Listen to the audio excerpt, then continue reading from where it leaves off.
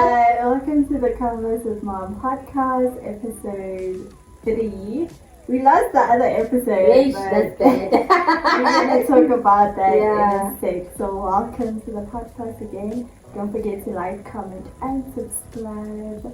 And hit the notification bell when we post our next video. Yay! We made it. At least we are doing it now. Yeah. Hey, it's been a hectic couple of weeks. It has. It has. It's been emotionally challenging. Yeah. To say the least. Yo. To say the least. But how are you feeling now compared to everything that happened? To the context of the podcast, we had a break-in into our house. When was it? 2 weeks back, I think. Yeah, 2 weeks back. So they went on a Tuesday. Yeah. So 4 in the morning. So they came into the house. They took cell phones and my wig. Yep. An expensive wig. Oh my god. Yeah. I'm still the blonde Beyonce one. Yeah, I really love that wig for a hot minute. So they came into the house, they took the wig. Luckily no one got hurt. Yeah, even before they came into my room, my dog started barking and the perpetrator ran away. So yeah, luckily no one got hurt and we all safe. But we were just talking about the events that occurred prior to the break-in, how God was just like watching over us and kind of knew that was gonna happen. So luckily my dog was there. Yeah. Somehow. And he started barking on and off because before, from the time you adopted him, Nasa barked. Yeah, he wasn't barking at all. Yeah, but he started barking for the last month. Yeah. And then obviously he had a voice that day and he started barking. He woke me up and then I woke up my mom. But I remember just it being so peaceful. Yes. The break-in was like so peaceful. There was no fear. There wasn't even like anxiety or I don't know, adrenaline. Nothing. It was just peace. Yeah, there was all around. Peace. Yeah. So we just thank God for that. And we prayed. We anointed the whole yard and house. Yeah. So like that Sunday, the Sunday before Tuesday. Yeah. Wow. It's crazy. It's crazy. And for me personally, there was such anxiety for us to have prayer that Sunday when we came from church. I just couldn't help it. We must do this. There was such anxiety, not anxiety, but the push. It was like I was compelled. We were compelled to do the prayer. And I'm loving the fact that even Kai started barking. He did his purpose. Living your purpose. This dog barks purposefully. Yeah. He doesn't bark. He doesn't just talk. He doesn't know. Yeah. He barks when needed. Yes. And he's my hero right now. He's a small Maltese, but he did his job. And yeah, I'm thankful for the peace. I think the anxiety, you described it nicely. It's like punches, invisible punches. Yeah. That came later. Yeah. The break-in was like when I met up with my with the team and stuff, and they were like, "Oh, how are you doing after the breakup?" I was like, "I'm alright." Like the break-in was quite mild compared to the punches that came after. And you're like, whoa! You're not even like stressed about like someone broke into my house. You're just more like life stressed. You know what I'm saying? Yeah. It was the punches afterwards. After the break-in. I think both you and I were going through it. Because you were feeling it your way, dealing with your way, and I'm and I'm trying to be mother while I'm dealing with my own stresses. So it's the punches after. I think I loved your analogy when you said it's like these invisible punches. Because that's what they feel like to me. Yeah, but that analogy I like because I can identify with that. It's like you're trying to stand up. It's like ooh. Yeah. Like hey, go back down. Why are you standing up? But spiritually, guys, we're talking about internally when. Outside, it looks as if you got it together, but inside you're breaking. Yo, I think that's been me for like the 2 weeks that occurred. I just feel like, like come on. Yeah, I think what I was most fearful about like these past 2 weeks is that I'm gonna be in the same position I was in the beginning of the year. Oh, like the same confusion, the same like disarray, like not knowing what's gonna happen. Yeah. Like at the end of the year, I think that was frustrating me more. Oh. Why don't I feel like I've moved this year? Oh. Are you still feeling the same? More or less, yeah. And how is it impacting your prayer life? Or are you fighting? It's hard. It's hard to pray. I realize it's so hard to be a Christian, hey? Yeah. It is. I thought it was easy breezy. It's hard. It's so hard. It's hard to pray. It's hard to just give your worries to someone else and be okay with whatever happens. Explain that. Like give your worries to God and be okay with whatever outcome that might occur. Without you knowing anything. I think that's the hardest part for me. Because now I'm the type of person who like, okay, if I feel like things are not going right, I'll do it myself. Yeah, you are like that. Yeah. Like I don't need you. I'll sort myself out. Yeah, I'll sort myself out. Yeah. So to do that with your faith and God, it's hard. Because I wanna like do it myself. Like, okay, let me just let this go and just do me. You get what I'm saying? It's hard. But I was you at the beginning of the year when I identify with it. Not that I'm giving you an answer, because I now realize you're grown. You don't need answers from me. Yeah, I don't need preaching. Yeah, I'm not preaching to you. I'm just saying what I went through that because I spent most of my life single parent. Yeah, doing everything myself.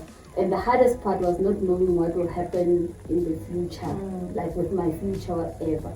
But now, and that's why I went through that phase where I wanted a mentor, why? Because I wanted to find out how to hear from God again. Because I was not hearing Jack. And I'm not saying I'm 100% now, but I now know how to always try and channel who come from Holy Spirit, which is why drawing has become more important to me now. And then and what I'm trying to say, I can empathize with you in that regard. Yeah. It's a process you have to go through where you come to a point where you fight with Medina and you're like, I don't see the end, and where are you? And you wanna help yourself. I still have bits of those. At times I still do it. Even now I'm still doing it. But I know now that I'm doing it less. You understand? And I've learned, for me personally, now speaking about myself, for me personally, my saving grace has been speaking in tongues. When my mentor told me, when I was in my 20s, I think, when Reynald told me that practice speaking in tongues, I didn't understand it. But now, somehow there was a different understanding, the fact that it edifies my faith, because I never saw myself as a person of faith, but I am. Why? Because when I'm very resourceful is usually a person full of faith. Because you just go at rest, you go and sort yourself out and all those things. But now speaking in tongues has grounded me personally in a sense of when I speak in tongues, I hear myself speaking, and half the time I'm swearing and I'm telling God shit. Like I'm in this battle, and I've learned to be very honest, very brutally honest. Believe I don't think you can win this thing. I've decided, and that is what I do every day now. I cry some days you see me be happy. Mara, and I've learned the power of doing nice things when life is better. Yeah, I also like you can't stop Living just because matata are like that's not healthy at all. Yeah, it sounds bizarre, but you can't. Like if you have that 10 rand to go buy that ice cream, just go buy it. Yes, you can't. And then you come back, you're like, okay, gloves on. Now you gotta fight again. And because the thing is, the mentality is that so I can't enjoy now, enjoy when things are better. What if they are never better? Yeah. What if there's never a moment where you can go out or you can't travel? Right now, I've developed this desire to leave the country just once or twice in my life. Because I cannot wait for the perfect situation where everything in the house is perfect, or where it will never happen. Yeah. It will never happen that our Nabotata somewhere. Car will break down somewhere. Today we were talking with this guy. He just told me he has a pet snake. And he says to me, Carol, why would you have a pet snake? Is it white? Yeah, it's white, obviously. I don't know how the conversation went there. He started being his typical whiteness, then somehow we turned the conversation. We started talking about, and also Mudim is helping me in that area a lot. Then we started talking about snakes. Then we started talking about death. Yeah, it happens when you focus down. No, we started talking about death, and he says, and we talked about different ways of dying, including snakes biting you, and he was telling me 25 different kinds of snakes. I know! But then he says to me, but I'm not afraid to die. Because death comes inevitably to everyone. Yeah, true. And what I admired is that to come to a point in your life where you're not afraid to die, you start living. Ooh. You understand? Because I'll tell you. Yeah. So waphila. We are everything waphila. And it isn't even there in the Bible. I forget it. Let me not say it because I forgot it. But Marara just even says do life. Somewhere there in the Bible, there's something where he says, I'm not here for you, I'm here for the pain. There's this false perception here, everything will be okay when we are dead. Remember we had that discussion? Licensing. You are dead more than you are alive. Like you have only maybe 70 years or even less on earth. Eternally dead. And you are eternally dead. Yeah. So, and you don't live the 70 years because you're worried about one thing or other. I mean, I'm tired of worrying, Shen. I'm tired of worrying because I came to a realization in these 2 weeks after the burglary. And I'm talking about myself now. I came to a realization, worry is not my portion. It's not my portion. Worry is not my portion. My portion is lerato. My portion is power. And I have to convince myself what I'm saying that my portion is love, my portion is power, is true for me. No one is going to convince me because I have to base it off. I'm an auditor. I deal with a procedure and whether and I look at evidence and see whether the procedure aligns to evidence. But somehow I spend my whole life and see if ever my life aligns with the Bible. That's it. Yeah. And by aligning, I mean Bible says there's money. How do I align them? Yeah. Factual truth. Then show me, give me money because get hypothetical. But what? Give me money, get hypothetical. It's not a good marketing tool for you if I'm poor. True. Facts. It's so hard. It's not. It's like, But what I've been asking God for me personally, what I was fighting God about Yeah, sure. personally is to just for Him to keep me on stable ground. oh yeah, you've been I talking feel about like I'm not stability. stable, and I love stability. You do. I love feeling Listen, stable. you love stability. I feel safe when I'm stable. Mm. Just stable financially. Mm. Even if it's just for 6 months. Yeah. Just give me a break. For just 6 months for me to just breathe and be stable in my financial situation. Yeah, I feel like then I'll be able to think. I get you. Because now I'm in a creative blog. I'm in a business blog. Like ideas are not flowing because I feel like I need to be stable. Lindsay the action, but it won't be stable. Oh, you want consistency, like a consistent income. Yeah, I want consistent income. I want stability. To feel that you're stable. Yeah. I think you should fight with God on that until you get the answer you want. Maybe define it for yourself first. Like, what does it mean in reality? Does it mean an SLA, like I've been saying with Bravo? What does stability look like for you? And fight with God for it. Okay, my prayer. This is I'm gonna pray that you give me this. And guys, let's monitor this. Check us in a few months' time. We see that Yeah. we got. Hey, what else have you got to lose because you got nothing to lose? Yeah. Ask him, Hore, ka bravo. Listen, I'm just saying as an example. You will define it for yourself. Hore, Papa, Kenyaka, and your word says, Hore. Not personal. I've decided 2 verses for myself. I'll tell you now. I saw it in Jeremiah 28. There's a verse that says that when you come to a time I will hear you and I will not disappoint you.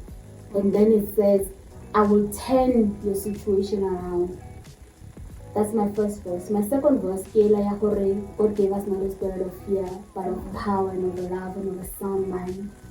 So I've decided just these 2 verses, I'm creepy when it learns all the other verses. It even says in Matthew, so I'm gonna align myself with that word. So, I get frustrated, no, get that verse, Papa. When you said you'll tell my situation, this is miserable. I mean, I can't cut poverty, shame. I don't want to go back when I was sleeping on matrasing. It's not like a I don't want to go back there. I don't want to lose. I love my lifestyle. I want our lifestyle to be better because we love traveling. Yeah. You understand? And I want more of my lifestyle. I want to travel. I wanna wear nice things. I said to when I die, I'm not gonna wear the nice things. So I wanna wear them now. So I'm gonna test God on this every time. The part that got me with Jeremiah 30, he says after he says. He says, this is a decree from God. I went and checked in the Google. What does decree mean? Decree it says it's a law that is enforced by something else. The only thing that if God is God, if He's God and He's ultimate, no one enforces Him except Himself and except the blood of Jesus. So God, okay, when you said it's a decree, that means you're saying when. There's no way you can disappoint me because you decreed it on yourself. So because you get disappointed right now. Get disappointed. How am I gonna tell people that Jesus is my chief? But look at your lifestyle. Yeah. You understand? Like when we went out to leave my friend, we go. Oh yeah, that picnic. Yeah. Yes, I'm Gruvo. No one is gonna tell me sorry, I shouldn't swear. When we went there, we were sitting there and the DJ started playing Christian music. And we were saying, hurry, that's a great. they started doing that, and then Ratele Olarere, I so I guess he wants me to praise him, even Lim Gruvo. Yeah. Right? He'll find a way. He'll find a way. That's that part about being a Christian. It's like even if you wanna go back, you feel like a tug. Yeah. Did you feel like that? Yes. It was literally a tug of war. Yeah. I was telling Andrea, Yeah. I was like, Andrea likes to say, oh, almost you got friends. Oh. So, you meaning them. No, like meaning other friends, yeah. Like outside of church. Yeah. So you must be fine socially. Oh. And then I keep on telling her, Hore, that's not what I want. Oh. You get what I'm saying? I want a type of friendship that is based on God. But when I go back to those friendships, I feel empty. Oh. But when I come to you guys, it's better. But we don't click. We don't click in terms of the things I want to do with my friends. Like, I want to go out. Like, I really want to be out there with my friends. I want us to be young and still enjoy it, yeah. And still be with God, but live. Yeah. Like, okay, Laman, you know? I feel like there is some type of balance that you should get. Yes, there is. I agree. Between Christianity, because it's so hard for me to balance the ideal Christianity with the lifestyle I want. Oh, you get what I'm saying? Yeah. How do you mend those two worlds? Yeah. You want to live, like you want to absorb the world for what it has to give, but also they telling you, no, don't, Banja, don't. Oh, no, you shouldn't. It's such a lie, guys. There is nowhere in the Bible where Mudimu likes partying. God wants us to live a full life. I'll look for that verse where Morana Jesus specifically says that you must do life. What does life mean to you? The only difference is that when you do life, He must be in there. That means you could be in Mumu and pray. Inside, you could be in or Mudimu.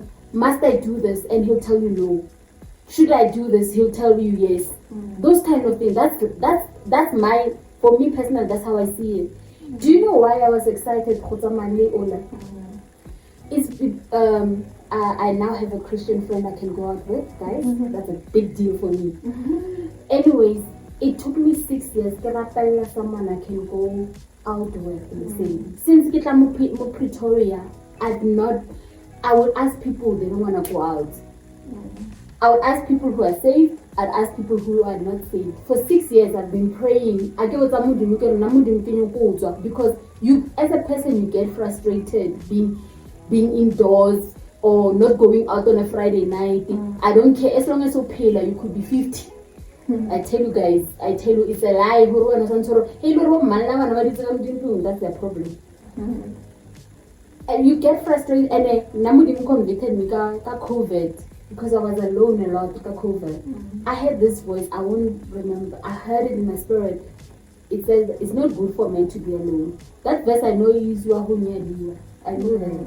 But for me, it's in everything, isn't it? It's in everything. It's in friendship. Yes. It's in everything. You shouldn't be alone. You shouldn't be alone. And that's what compelled me. That's how I ended up here a new season. Because that's what pushed me. This Sunday I'm going to look for a church. Because it's not good for men to be alone, guys. And that like Leslie says, it's in everything. It's in friendships. It's in romantic love, boyfriend who how. It's in everything. We all want interaction. Don't let anyone tell you how by Christian when you must sit down. Jesus won't like why would He create the world just for you to just such like lies, this? Guys, such lies. Hopefully, I'll stop or to travel. if that was true, Nangeksara to travel to this day. Hopefully, I'll stop. If you know Jola, I'll stop when a little romantic feelings continue. But this time, you want them with someone who believe in the same thing. Yeah, I think that's the That's tricky the part. that's the tricky part. We all struggle with that. No, but you find you're attracted to someone who's but you love God. Then you have to navigate that. That's when you ask God for. Sorry. Yeah.